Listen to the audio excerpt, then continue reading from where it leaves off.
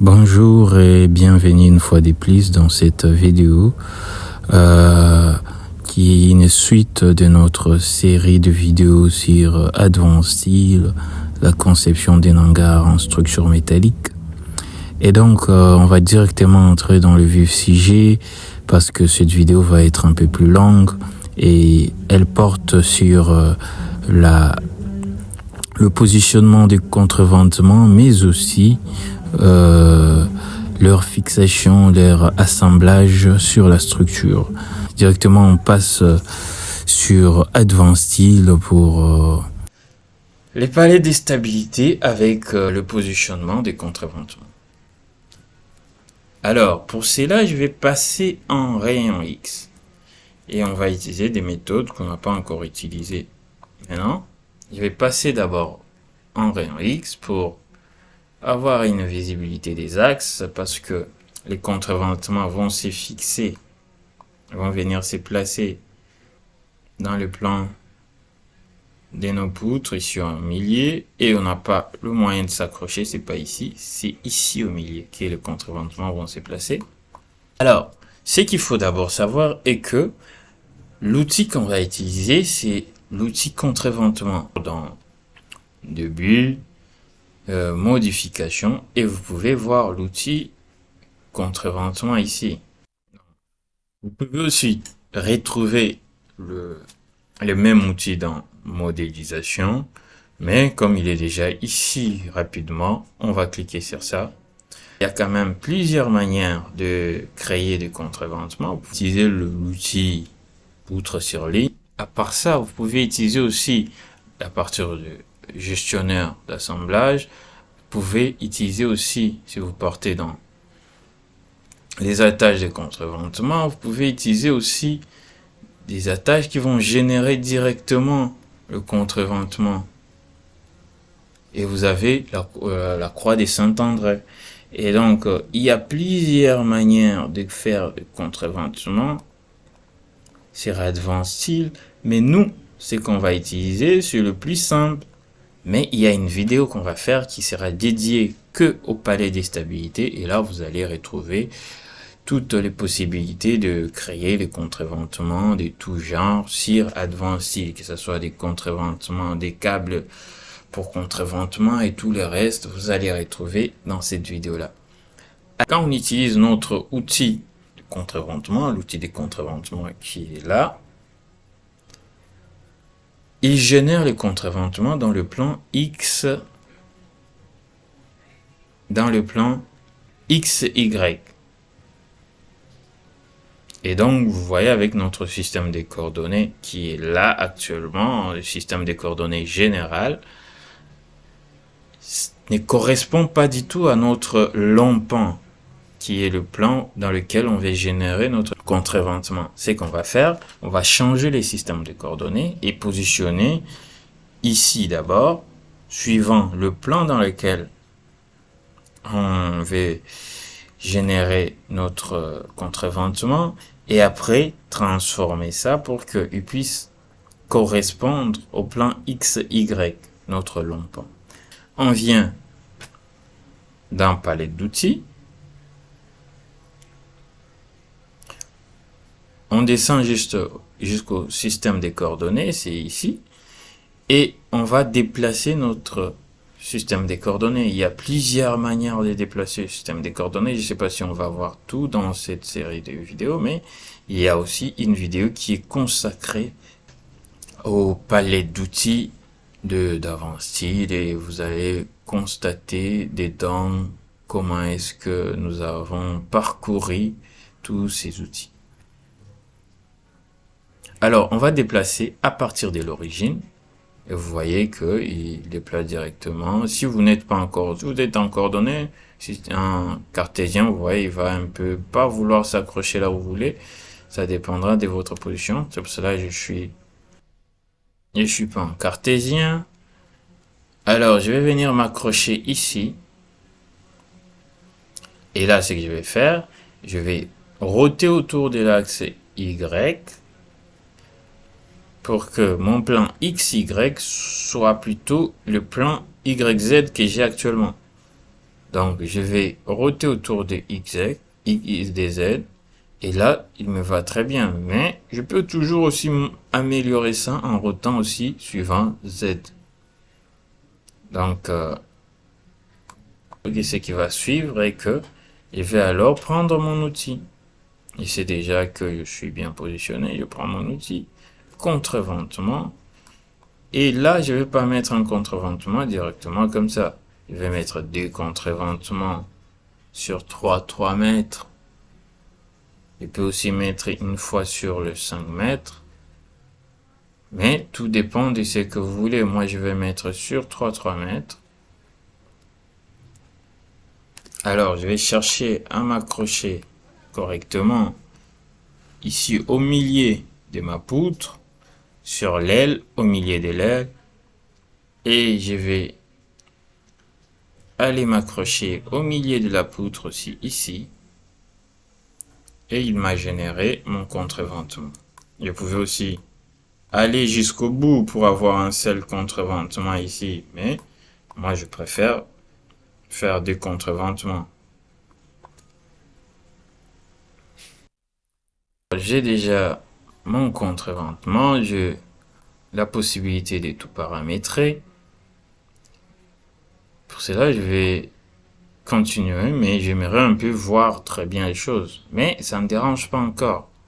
Là, je peux voir exactement tout comme il faut. Là, tout me va très bien. Donc, je ne vois pas la nécessité de changer les choses. Mais je vois que ici, mon assemblage dérange un peu le pied de poteau. Je vais passer en réaliste pour que vous puissiez bien voir. Et vous voyez qu'il y a un conflit ici qui ne sert à rien. Je vais essayer un peu d'améliorer ça. Je reclique sur mon cuboïde pour faire apparaître ma fenêtre. Je reclique sur mon cuboïde du contreventement. Et je vais descendre. Un type de contreventement. Le profilé, je laisse le même profilé. Tout me va très bien. Le positionnement, tout est comme je veux.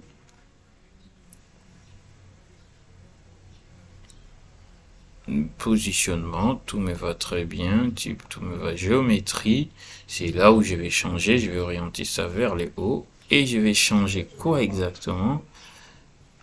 La distance ici, je vais réduire. Je vais faire monter les contreventements comme ici. Je vais faire monter ça et faire descendre ça un peu. Donc, je vais faire descendre d'abord des 10. Et aussi faire monter ça des 100, des 300. Pour qu'il puisse vraiment donner de l'espace. Et comme vous avez constaté, ici, il est descendu. Et ici, il est monté. Ça va nous permettre après de faire des assemblages sans se casser la tête. D'ailleurs, ici, 300 c'est un peu trop. Hein. Je vais mettre 200. Ça me dérange pas trop. Hein. Il y a suffisamment d'espace là-bas. Ça va pas déranger la fixation du poteau. Donc, quand on va serrer les boulons, ça va pas déranger. Donc, la suite est qu'on va créer l'autre contreventement qui va aller comme ça. On fait la même chose, comme on est dans le même plan, on a déjà positionné le système des coordonnées. J'entre encore en rayon X, j'essaie de prendre mon outil, je me positionne là où il faut. Il faut que je sois prudent parce que j'ai modifié les choses. Je me positionne au milieu de ma poutre et l'autre point. Je vais chercher aussi le milieu ici, mais je n'arrive pas à trouver un milieu. Je vais positionner ça ici, sur la ligne que j'ai tracée précédemment pour fixer les poutres de rive. Je vais venir me positionner ici. Et là, il me génère encore mon contre-éventement avec le même contrainte que j'ai eu précédemment. Donc ici en bas, cette fois-ci, je pars dans géométrie. Ici en bas, je vais réduire de dessin, comme je fais précédemment. Puis en haut, je vais faire baisser. Je vérifie bien l'essence. Oui, il a réduit ici et là-bas. Et je vérifie bien l'essence. Ici, je vais réduire de 400.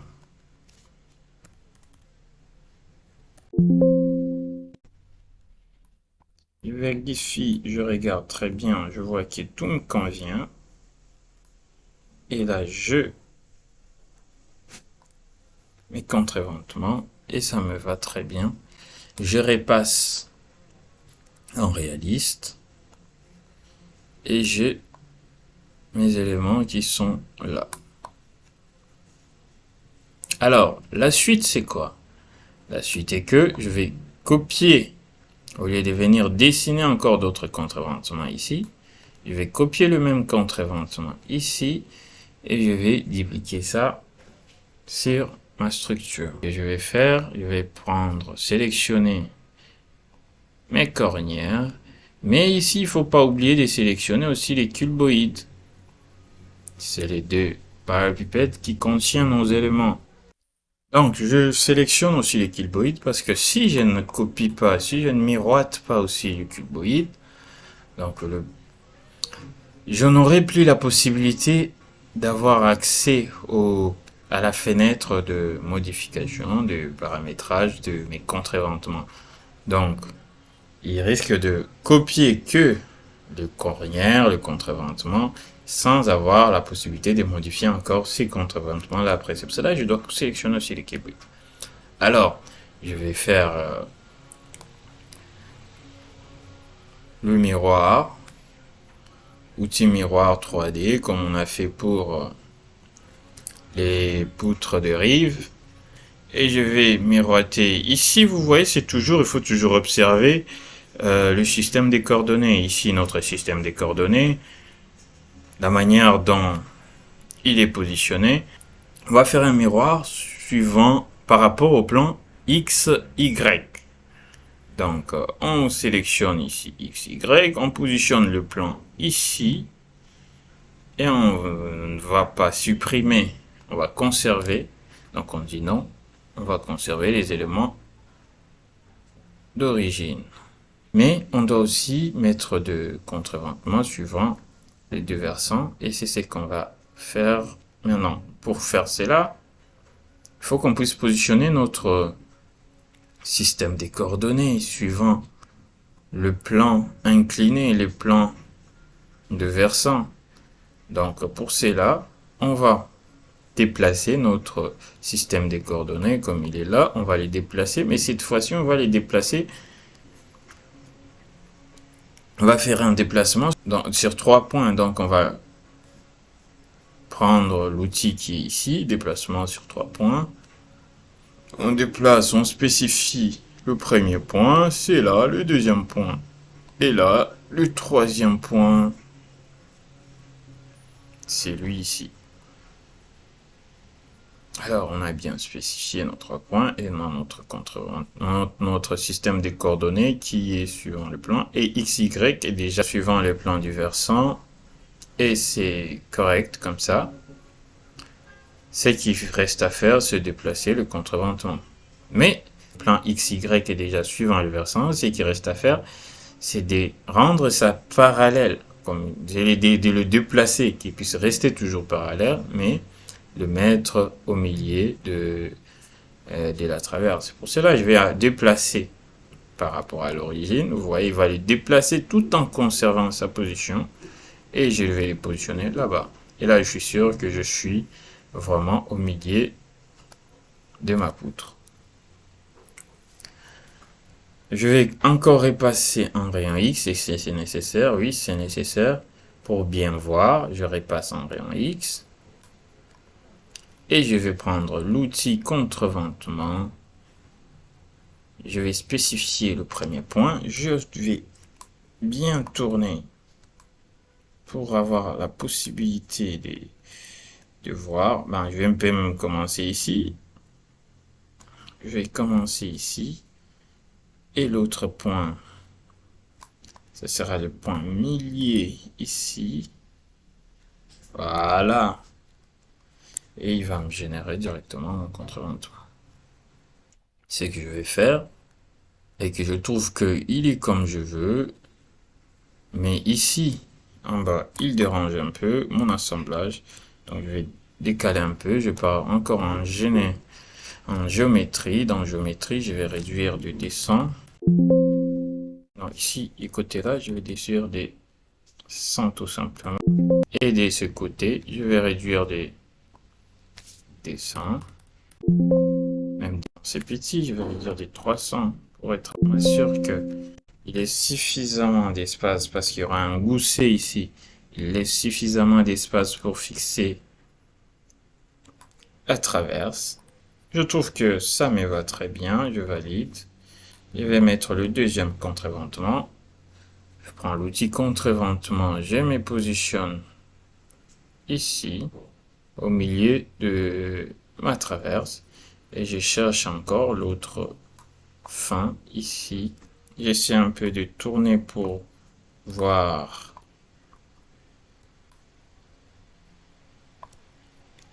Je vais avoir une bonne position. Et là, c'est bon.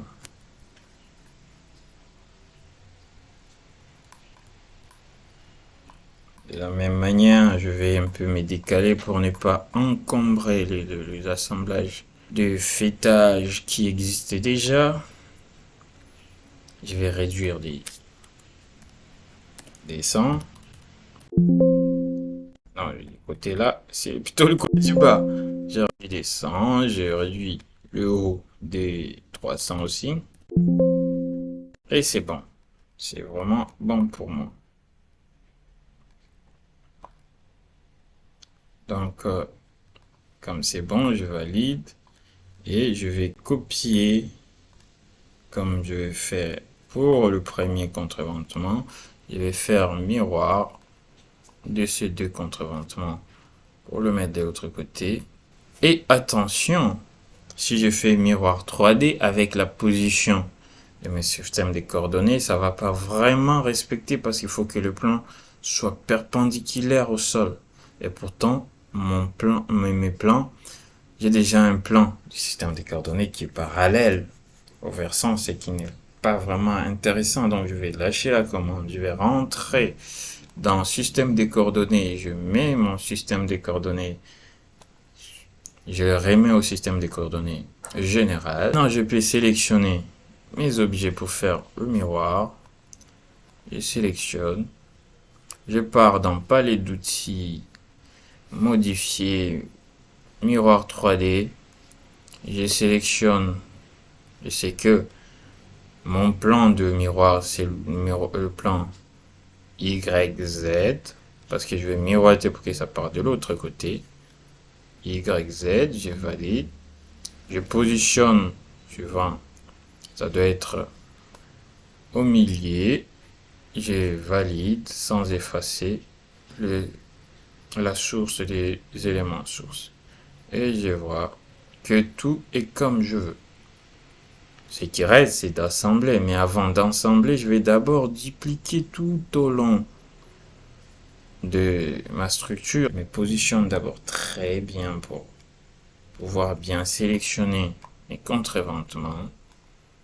Je les sélectionne. Je fais attention de ne pas sélectionner mes poutres dérives. Je les ai pas sélectionnées. Voilà ce que j'ai sélectionné. Rien que les contreventements. Et je vais utiliser l'outil. Je vais utiliser l'outil copie qui est dans palette d'outils. Je vais copier cette fois. Non, je vais copier une fois d'abord. Après détraver. Donc, je vais copier une fois. Après des travées, chaque travée c'est 6 mètres. Donc, ça fait 12 mètres. Je dois mettre 18 mètres. Je prévisualise. C'est ça l'avantage de cet outil. Il est là où je veux. Il est là où je veux. Et je valide en faisant OK. Sauf que là, je dois encore recopier pour positionner vers la fin. C'est bon. Et je vais copier tout au long pour venir copier à la fin. Et donc, copie rapide. Copie avancée. Une copie qui va venir cette fois-ci, ça fait 42. Donc, là, ce qui me reste, c'est de prévisualiser. Et il est là où je veux. Et je valide. Ce qui me reste à faire sont les assemblages. Donc, je vais commencer par l'assemblage qui est ici en bas. Je vais aller dans gestionnaire d'assemblage et cette fois-ci, on va utiliser les assemblages de contre-éventement pour la première fois. Moi, je vais utiliser celui-ci. Il est ajouté dans mes favoris. Je clique sur assemblage et je sélectionne, je fais clic droit, je sélectionne, clic droit, et c'est l'assemblage avec gousset qui va se créer. Il est déjà suffisamment intéressant via position, mais je vais regarder les valeurs, je vois que non, pour moi, il me va très bien, mais c'est comme si les boulons là pour une cornière des 100, ce sont des boulons qui sont quand même très petit, je vérifie le plat d'abord, je vais passer à un plat d'épaisseur 10. Je vérifie le décalage qui est là de 20, je vais le mettre à 50. Je continue le chanfrein des chanfreins, c'est très bien. On a changé les boulons, on a changé, et là on voit qu'on veut aussi changer l'anthrax de ces deux boulons, les distances entre les deux boulons. On va changer la distance anthrax boulon. Et on va mettre combien? On va mettre 70. On va mettre 70. Et c'est bon. On a notre articulation, notre assemblage articulé par deux boulons poussés.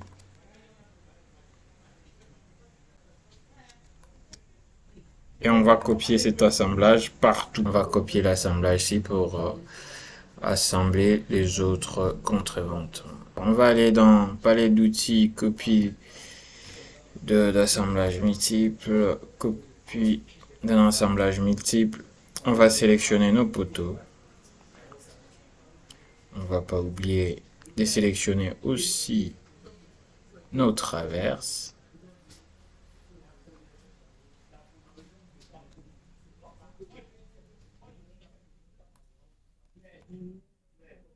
Le poteau ici, le poteau ici aussi. On zoome pour bien sélectionner nos traverses.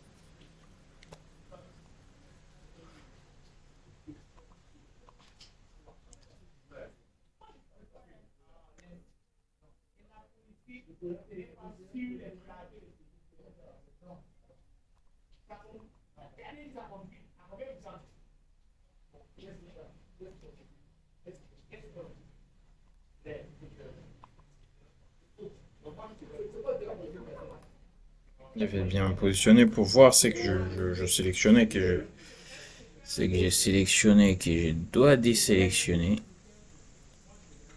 Je vais désélectionner celui-ci, celui-ci. Je désélectionne aussi ça et ça.